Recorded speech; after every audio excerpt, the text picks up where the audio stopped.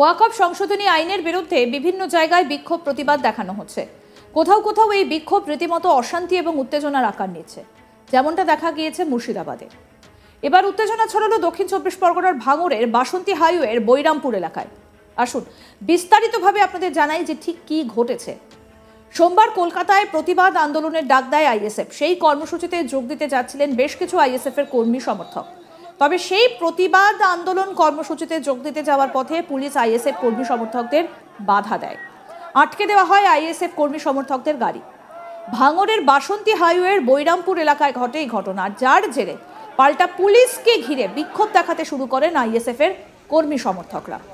পরিস্থিতি সামাল দিতে পুলিশ লাঠিচার্জ করে বলে অভিযোগ।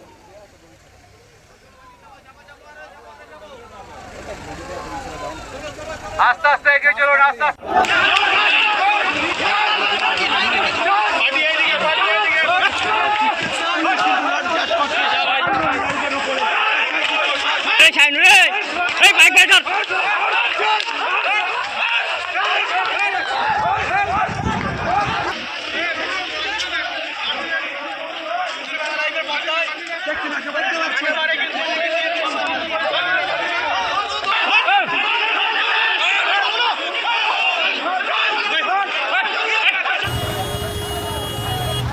কি বলছেন প্রতিবাদী নাজিবউদ্দিন হালদার, আসুন শোনাই আপনাদের।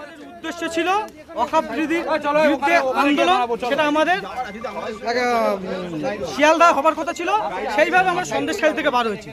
কিন্তু আমরা ঠিক যাচ্ছিলাম, হঠাৎ এখানে পুলিশ আটকে দিয়ে বলছে এখানে পারমিশন নেই, করতে পারবে না, আমাদের নেতারা আসছে, অন্য জায়গায় আসছে, আপনারা সেখানে যান। কেন আমরা সেখানে যাবো কেন? আমাদের উদ্দেশ্য, আমাদের ওখানে হবার কথা ছিল, আমরা সেখানেই যাবো। নেতা যদি সাইডে এসে উদ্দেশ্য করতে চায় তা আমরা মানতে রাজি নয়। এখন আপনারা কি চাইছেন? আমরা চাইছি আমরা যেখানে যাওয়ার কথা সেখানে যদি না হয় প্রোগ্রাম, না হলে তো আমরা জোর করতে পারি না। আমরা তো প্রতিবাদ করতে এসেছি, আমাদের কোনো উদ্দেশ্য নেই। তো যদি না হয় আমরা এখানে দাঁড়িয়ে প্রতিবাদ করব, বিশৃঙ্খলার কোনো জায়গা নেই তো এখানে। এই ঘটনায় রীতিমতো উত্তেজনা ছড়ায় ওই এলাকায়। পুলিশের লাঠির সামনে এক প্রকার দৌড়তে দেখা যায় প্রতিবাদীদের। শুনে নেওয়া যাক এই বিষয়ে আমাদের প্রতিনিধি প্রসেনজিৎ সাহা কি প্রতিবেদন তুলে ধরেছেন, শুনুন।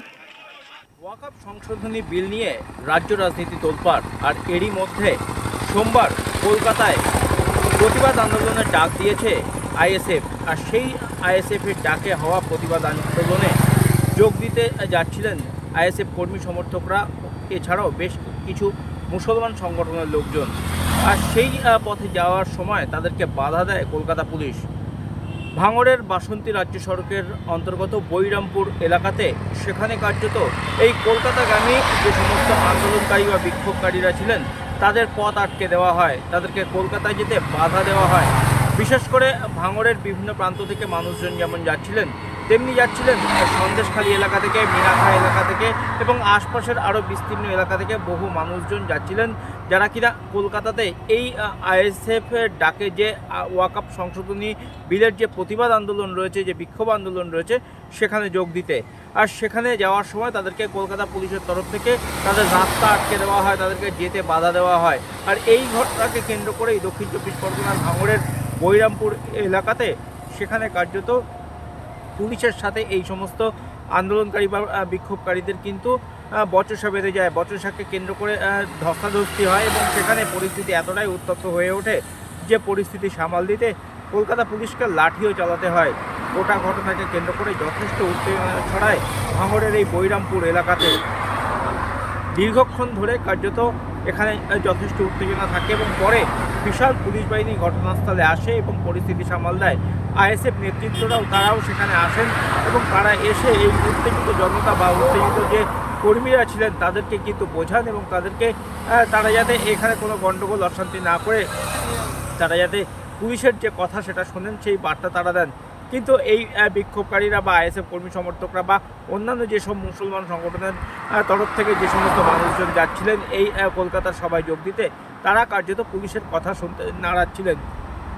তারা বাসন্তী রাজ্য সড়ক অবরোধ করে বিক্ষোভ দেখাতে থাকেন। ঘটনাকে কেন্দ্র করে এলাকায় যথেষ্ট উত্তেজনা ছড়ায়।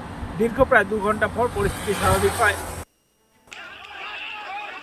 এদিকে ওয়াকফ ইস্যুতে ইতিমধ্যে মানুষকে শান্তি বজায় রাখার আবেদন করেছেন মমতা বন্দ্যোপাধ্যায়। এক সোশ্যাল মিডিয়া পোস্টে তিনি লিখেছেন, সোশ্যাল মিডিয়া পোস্টে মমতা বন্দ্যোপাধ্যায় বলছেন, সব ধর্মের সকল মানুষের কাছে আমার একান্ত আবেদন, আপনারা দয়া করে শান্ত থাকুন, সংযত থাকুন, ধর্মের নামে কোনো অধার্মিক আচরণ করবেন না, প্রত্যেক মানুষের প্রাণী মূল্যবান, রাজনীতির স্বার্থে অশান্তি লাগাবেন না, অশান্তি যারা করছেন তারা সমাজের ক্ষতি করছেন, মনে রাখবেন যে আইনের বিরুদ্ধে অনেকে উত্তেজিত, সেই আইনটি কিন্তু আমরা করিনি, আইনটি কেন্দ্রীয় সরকার করেছে, তাই উত্তর যা চাওয়ার কেন্দ্রীয় সরকারের কাছে চাইতে হবে।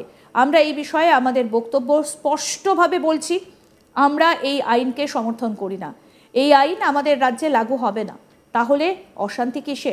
আরও মনে রাখবেন, অশান্তিতে যারা উস্কানি দিচ্ছেন তাদের বিরুদ্ধে আইনগত ব্যবস্থা আমরা নেব, কোনো অশান্তিমূলক কার্যকলাপকে আমরা প্রশ্রয় দিই না। কিছু রাজনৈতিক দল ধর্মকে অপব্যবহার করে রাজনৈতিক সুবিধে নিতে চাইছেন, তাদের প্ররোচনায় পা দেবেন না। আমি মনে করি ধর্ম মানে মানবিকতা, সহৃদয়তা, সভ্যতা ও সম্প্রীতি, সকলে শান্তি ও সম্প্রীতি বজায় রাখুন, এই আমার আবেদন।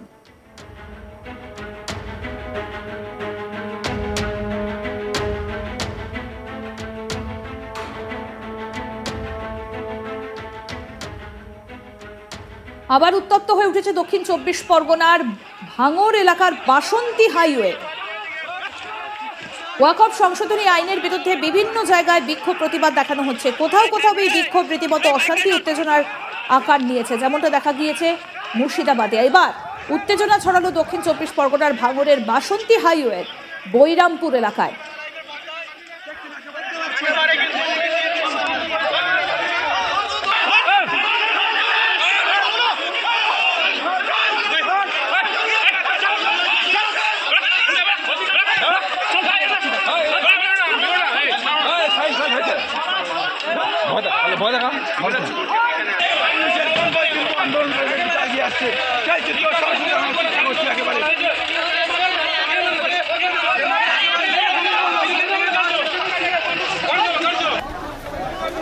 সোমবার কলকাতায় প্রতিবাদ আন্দোলনের ডাক দেয় আইএসএফ, আর সেই কর্মসূচিতে যোগ দিতে যাচ্ছিলেন বেশ কিছু আইএসএফ এর কর্মী সমর্থক। তবে সেই প্রতিবাদ আন্দোলন কর্মসূচিতে যোগ দিতে যাবার পথে পুলিশ আইএসএফ কর্মী সমর্থকদের বাধা দেয়, আটকে দেওয়া হয় আইএসএফ কর্মী সমর্থকদের গাড়ি। ভাঙড়ের বাসন্তী হাইওয়ের বৈরামপুর এলাকায় ঘটে এই ঘটনা, যার জেরে পাল্টা পুলিশকে ঘিরে বিক্ষোভ দেখাতে শুরু করেন আইএসএফ এর কর্মী সমর্থকেরা। পরিস্থিতি সামাল দিতে পুলিশ লাঠি চার্জ করে বলেই অভিযোগ। কি বলছেন এক প্রতিবাদী, নাজিবউদ্দিন হালদার, শুনবো।